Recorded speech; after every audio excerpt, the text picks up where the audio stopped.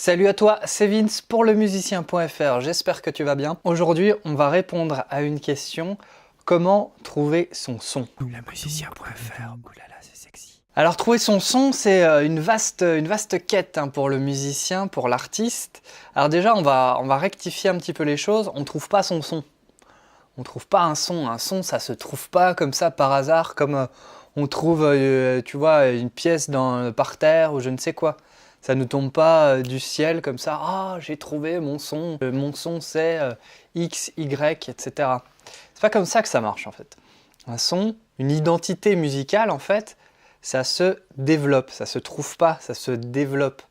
La première fois où tu vas jouer de la guitare ou faire une production dans ton home studio, ça va être naze. C'est pas à ce moment-là que tu vas trouver ton son, tu vois. Par contre, après avoir fait 100 morceaux, après avoir passé 100 heures sur ta guitare, peut-être que là, ok, tu vas déjà avoir une vision un peu plus précise de ce que tu aimes jouer, des choses qui te parlent, des choses qui résonnent aussi.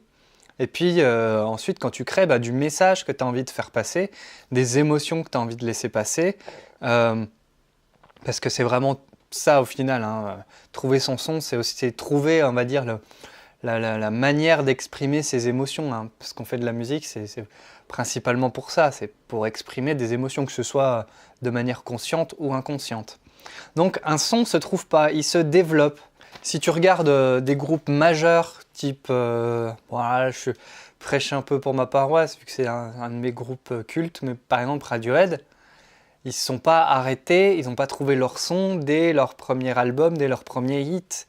Ils ont eu de cesse de remettre en question ce qu'ils voulaient faire, de remettre en question leur recherche créative. Souvent plein de groupes comme ça ou plein d'artistes qui nous impressionnent, regarde Bowie, c'est des gens qui ne se sont pas arrêtés. Ils n'ont pas trouvé leur son en fait.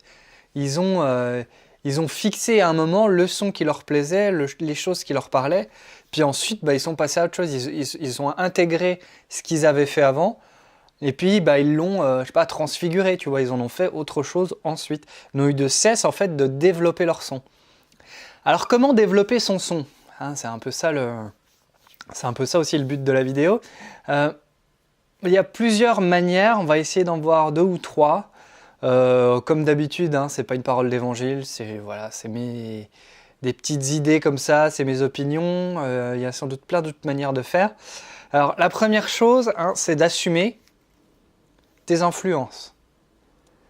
Il faut arrêter de se dire ce que je vais faire, c'est totalement original. Ça n'a jamais été fait nulle part. Ce qu'on fait par exemple dans les descriptions, tu sais, de biographie et tout, un son unique ou etc. Mais ça parle à personne en fait. Par contre, si tu dis que t'as marié David Bowie avec Bob Marley, tout de suite tu dis putain, attends, qu'est-ce que c'est ? Il fait du reggae psychédélique par exemple, tu vois. Tes influences, tu dois pas les regarder, tu vois, du coin de l'œil en fait. Tu dois les embrasser comme ça. Tu dois les avaler et tu dois en faire en fait une constituante de ton son à un moment donné. Tu vois, tu vas peut-être beaucoup écouter tel ou tel artiste pendant telle période. Ça va forcément influencer la musique que tu vas faire. Puis ensuite, tu vas passer à un autre coup de cœur peut-être, etc. Ça va certainement aussi influencer ce que tu vas faire, mais ton autre influence va sans doute rester là aussi. Voilà, la plupart des gens, on a comme ça quelques groupes ou quelques artistes vraiment qui nous causent, qui nous prennent dans les tripes, etc. et dont on a du mal à se lasser, même si parfois on peut faire des overdoses, on y revient toujours avec beaucoup de plaisir. Mais c'est ça, c'est accepter que ces influences-là, elles font partie de nous et c'est pas grave de s'en servir, tu vois. Alors évidemment, ça ne veut pas dire faire du plagiat, Se servir de ces influences, ça veut dire intégrer certains éléments, on va dire, représentatifs du son de tel ou tel artiste, de tel ou tel groupe, dans notre musique. Je sais pas, ça peut être des idées un peu mélodiques, ça peut être des idées sonores, par exemple, je sais pas, des choix de sons ou d'instruments, ou d'atmosphère aussi.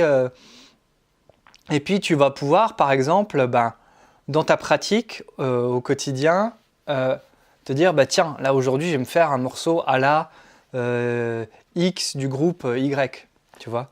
Et puis ensuite, eh ben voilà, au final, tu vas sans doute partir d'un seul élément de ce titre donc, qui t'a inspiré. Puis toi, tu vas en faire quelque chose qui n'a rien à voir, tu vois. Donc voilà, c'est vraiment accepter que les influences, bah, elles nous nourrissent et qu'elles nous définissent en partie, pas entièrement, mais qu'elles nous définissent et que c'est pas grave et que au contraire, il faut pas avoir peur de les assumer. Que moi, je pense plutôt c'est une force et que rien ne se crée ex nihilo, hein, du néant. Au contraire, voilà, à chaque fois, tous les artistes se sont inspirés les uns des autres et il y a toujours eu, bah voilà, des gens qui ont été précurseurs, mais ces précurseurs-là eux-mêmes ont été inspirés par d'autres groupes, etc., etc. Et ça tourne comme ça. Et au final, les méga stars que tu vois, ou qu'on connaît, ou passées ou à venir, elles ont toutes elles-mêmes été fans de groupes. Elles se sont toutes inspirées de ces groupes-là. Donc voilà, c'est vraiment pour remettre les choses à leur place et se dire, ok, pour trouver mon son, les inspirations, elles sont là. Il faut que je m'en serve. Alors, deuxième chose, je pense que c'est sans doute l'une des plus importantes, c'est de finir tes projets. Ça, je le répète à longueur de temps sur la chaîne, etc., dans les contenus, c'est il faut finir tes titres, il faut sortir ta musique pour passer à autre chose, en fait. C'est le moyen vraiment, pour moi, numéro 1, pour aller de l'avant, pour figer son son à un moment donné, à une époque donnée, puis ensuite se servir de ce qu'on a produit, ce qu'on a terminé, pour passer à autre chose. C'est vraiment ça, quoi. Comme je te parlais de Bowie ou de Radiohead qui d'album en album, ils passent à autre chose et ils développent leur son. C'est comme ça aussi que toi-même tu vas développer ton son. Et c'est pas en t'arrêtant justement à un EP que tu mets des années à terminer que ton son il va s'affiner. Au contraire, tu vas t'enfermer dans une espèce de cage dorée et une fausse avec une fausse idée de ce qu'est ton son. Mais au final, tu vas rester en circuit fermé et tu vas pas aller au-delà de ça et tu vas pas réussir à développer ton son plus que ça. Alors que certainement tu pourrais aller beaucoup plus loin, aller beaucoup plus, en tout cas rechercher beaucoup plus de choses. Voilà, donc vraiment, finis tes projets, n'aie pas peur de les partager. Je sais, c'est flippant, on se chie dessus et tout, on a l'impression de jouer notre vie, mais au final, faut être honnête, qui va écouter notre titre, il y a très peu de chances que ça se compte en millions. Et puis voilà, de nos jours, en plus, la musique, ça va, ça vient. Donc n'aie pas peur de rentrer là-dedans, dans ce mouvement-là.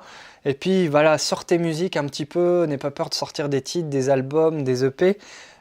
Tu vas forcément en retirer quelque chose, une expérience, une maturité pour les projets futurs. Et puis une chose qui peut être cool aussi, c'est pour développer son son, c'est de collaborer, d'utiliser, de cumuler, on va dire, la créativité d'autres cerveaux et de collègues, de camarades. Ça, c'est un super truc aussi.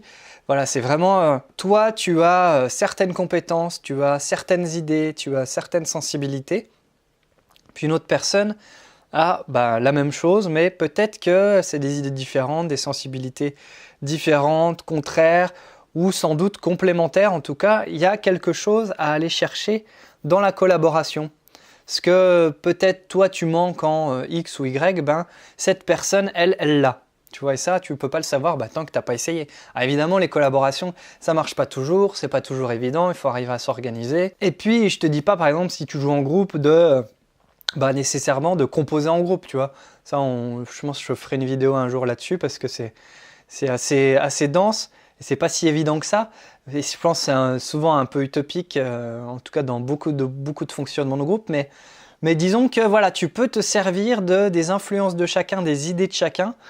N'aie pas peur de discuter un petit peu de la musique, de ce que tu recherches, de ce que l'autre recherche ou les autres. Et puis que chacun puisse amener un petit peu une part de ce qu'il a pour créer justement autre chose, quoi. C'est vraiment ça, c'est l'idée de faire, de la cuisine, quoi. Et toi, t'as pas tous les ingrédients et l'autre personne, elle a peut-être les ustensiles ou les ingrédients qui te manquent pour ta tambouille. Et c'est comme les influences, etc. Et comme le fait de finir ces morceaux, ben, de toute façon, les collaborations, voilà, parfois elles se terminent et puis on passe à d'autres collaborations. Et puis c'est pas grave, c'est comme ça aussi qu'on se développe en tant qu'artiste, qu'on évolue, quoi. Donc vraiment, n'aie pas peur hein, d'éventuellement voilà, de trouver des gens avec lesquels faire de la musique. Et puis surtout, n'aie pas peur de te remettre en question. Hein. Dans tout ce que je viens de te dire, c'est vraiment ça, je pense, le maître mot, c'est avoir suffisamment de recul, ça aussi j'en parle souvent, suffisamment de recul pour temporiser et se remettre en question et se dire, ok, voilà ce que j'ai fait à un instant T, j'en suis content, j'en suis pas très content, c'est pas grave, on passe à autre chose. Il y a plein de grands artistes, une fois qu'ils ont sorti un album, ils vont plus l'écouter quoi. Ils vont pas passer leur temps à rentrer dans leur salon, à mettre leur disque et puis à se pignoler dessus, si tu vois ce que je veux dire quoi. C'est ah putain ce que je fais c'est trop bien et tout. Bah non, ils sont déjà sur le prochain album, sur les prochaines collaborations, sur la prochaine création. Voilà donc sois en mouvement, hein, ne reste pas figé comme ça hein, dans un truc. Mais au contraire, voilà, explore, partage, termine des zik, hein, vraiment. Hein, assume qui tu es, assume la musique que tu écoutes et tu vas forcément, à force, développer ton son. Voilà, j'espère que cette vidéo t'a été utile. N'hésite pas à la partager si c'est le cas. Comme d'habitude, tu laisses le petit pouce en l'air. Moi, ça m'encourage à en faire d'autres. Tu t'abonnes à la chaîne, il y a même une petite cloche pour être tenu au courant de toutes les prochaines vidéos. Tu peux aussi découvrir, télécharger différents cadeaux dans la description. Je crois que j'ai tout dit. Fais plein de musique. Ciao.